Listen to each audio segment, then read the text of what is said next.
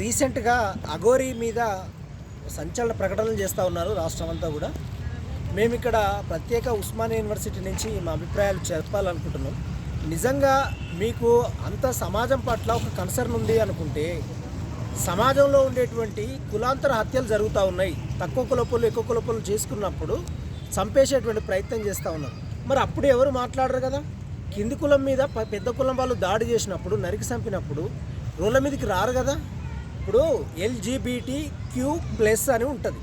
లెస్బీనియను, trans, bisexual, cure, రకరకాలుగా వాళ్ళు hormonal balance వల్ల వాళ్ళ యొక్క శరీర ధర్మశాస్త్రంలో కొన్ని విభిన్నమైన మార్పులు వస్తాయి. ఫర్ ఎగ్జాంపుల్, ఒక అబ్బాయికి ఒక టెస్టోస్టిరాన్ హార్మోన్ కరెక్ట్గా పనిచేసినప్పుడు యాక్టివ్గా ఫిట్ ఉంటాడు.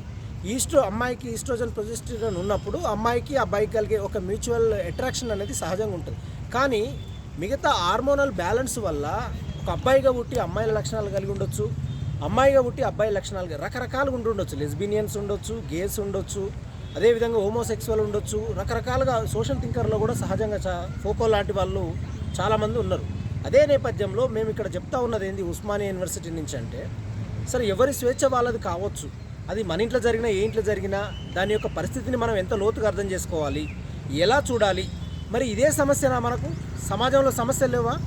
కులం పేరు మీద, మతం పేరు మీద, జాతి పేరు మీద, వర్గం పేరు మీద, వర్ణం పేరు మీద దాడులు అవుతున్నప్పుడు, వందల మందిని బలిపశువులుగా చేస్తున్నప్పుడు, మహిళల మీద అఘాయిత్యాలు జరుగుతున్నప్పుడు కులాన్ని బట్టి కూడా ఇక్కడ న్యాయం జరుగుతుంది అనేటువంటిది ఈ సందర్భంగా మీరు తెలియజేసుకోవాలి. టేకు లక్ష్మక్క మీద దాడి జరిగినప్పుడు ఎవరు స్పందించలేదు కదా. దళిత సంఘాలు రోడ్ల మీదకి వస్తే కానీ లక్ష్మక్కకి న్యాయం జరగని పరిస్థితి. కాబట్టి ఇప్పుడు అఘోరి మీద మాట్లాడతారు, వాళ్ళ స్వేచ్ఛ మీద మాట్లాడతారు. మీరు ఎవరి మీదైనా మాట్లాడుకునేటువంటి హక్కు మీకు ఉండొచ్చు. కానీ ఈ సమాజంలో కులం అనేది ఒకటి ఉంది.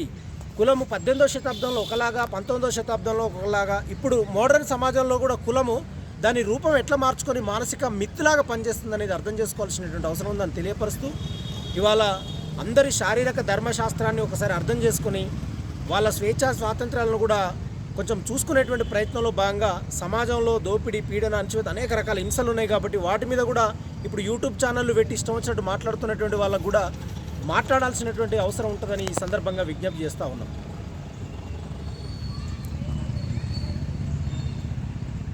అయిపోయిందా?